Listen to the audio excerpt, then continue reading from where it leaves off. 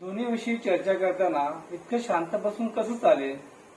चल, टाळ्या वाजवा, परंतु आवाज होणार नाही याची काळजी घ्या.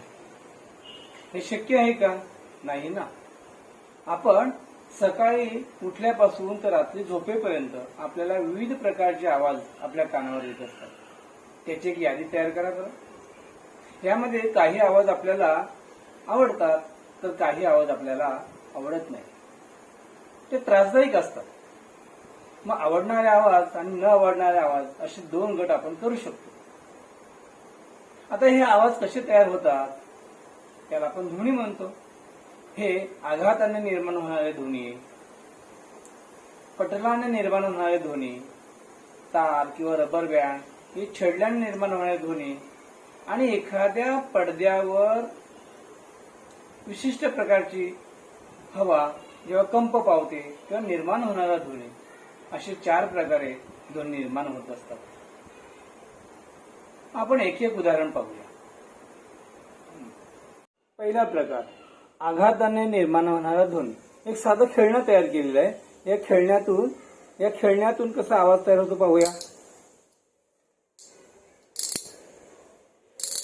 येतो आवाज तुम्हाला? हे झालं आघाताने निर्माण होणारा ध्वनी. दुसरा प्रकार पाहूया आपण, पटलाने निर्माण होणारा ध्वनी. हा माझ्याकडे स्ट्रॉ आहे आणि या स्ट्रॉला एक फ्री कट दिलेला आहे. पाहूया, हा एक पटल तयार केलेला आहे आपण. या पटलाने तयार होणारा हा ध्वनी आहे.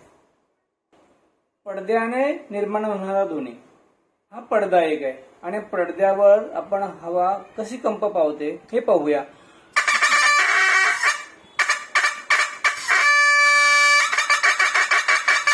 अशा पद्धतीने कंप पावणारी हवा या पडद्यातून एक आपल्याला ध्वनी बाहेर. रबर किंवा एखादी तार ही छेडल्याने देखील आपल्याला ध्वनी निर्माण होताना दिसतो. तसं हा माझ्या हातात एक रबर आहे आणि त्या छेडल्यानंतर देखील आवाज आपल्याला येतो. तर तुंतुणा, सतार, गिटार ही जी वाद्य आहेत हे तार छेडल्याने आपल्याला ध्वनी त्यातून ऐकायला येत असतो. अशा रीतीने 4 प्रकारे आपल्याला ध्वनी निर्माण करता येतात. आघाताने, पडद्याने, पटलाने आणि तार छेडल्याने, म्हणजे तंतू वाद्य ज्याला आपण म्हणतो. अशा प्रकारे हे 4 प्रकार ध्वनी निर्मितीचे आहेत. आता ज्या साधनातून ध्वनी निर्माण होते त्या साधनाला ध्वनीचा स्रोत असे म्हणतात. आणि हा स्रोतातून ध्वनी जेव्हा प्रसार पावतो तो आपल्या कानापर्यंत येत असताना देखील हवेतील जे रेणू असतात ते कंप पावतात आणि कंप पावलेले ध्वनी आपल्या कानापर्यंत येऊन पोहोचतात. आता हे कंप पावलेले ध्वनी आपल्या कानापर्यंत येत असताना त्याला माध्यमाची गरज असते. मग हे माध्यम कोणकोणते असतात ते देखील आपण पाहूया. ही माध्यमे कोणती ते पाहूया. ध्वनी होण्यासाठी माध्यमाची गरज असते. तर पहिलं माध्यम आपण हवा पाहू, दुसरं माध्यम द्रव आणि तिसरं स्थायू. पहिल्यांदा हवा या माध्यमाचं एक उपकरण पाहूया. आपण आजारी असल्यानंतर आपण जेव्हा डॉक्टरांकडे जातो तेव्हा डॉक्टर आपल्या कानाला एक स्टेथोस्कोप लावतात आणि त्या स्टेथोस्कोपचं दुसरं टोक जे आहे ते आपल्या छातीला लावतात आणि त्यातून आवाज ऐकत असतात. तर ह्या स्टेथोस्कोपमध्ये दुसरं कोणतंही घटक नसतो, तर त्यामध्ये फक्त हवा असते. म्हणजे आपल्या हृदयाचे ठोके ऐकण्यासाठी डॉक्टर हे स्टेथोस्कोपचा वापर करून आपल्या आजाराचं निदान करत असतात.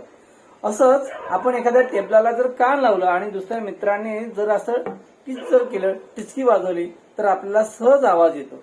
म्हणजे ते स्थायू माध्यम झालं.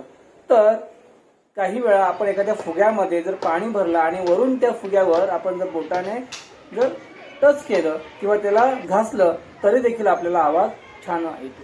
अशा प्रकारे वायू, द्रव आणि स्थायू या पदार्थातून हवा ही वहन होत असते. मग ही वहन होणारी हवा किंवा प्रसार पावणारी हवा कशा पद्धतीने पावते ते आपण पाहूया. आता पाहूया, जर माध्यम जर काढून घेतलं तर आपल्याला आवाज येतो का. या ग्लासामध्ये एक एलईडी, एक स्पीकर लावलेला आहे आणि हा स्पीकरचा आवाज तुम्हाला आता ऐकायला येत असेल. पण या ग्लासमधून जर मी हवा जर काढून घेतली तर आवाज येतो का ते पाहूया. आता कोणत्याही प्रकारचा आवाज येत नाही, फक्त एलईडी आपल्याला दिसतो. आता मी पुन्हा या ग्लासामध्ये हवा देतो. काय झालं, तुम्हाला आवाज ऐकायला आला. म्हणजे एखादं माध्यम जर काढून घेतलं तर ध्वनी प्रसार होत नाही किंवा ध्वनीचं वहन होत नाही. एकदा साध्या आणि सोप्या प्रयोगातून आपल्याला सहज लक्षात येतं. ध्वनी स्त्रोत्रापासून निघणारा जो आवाज असतो त्या लहरी आपल्यापर्यंत येऊन कशा पोहोचतात ते पाहूया.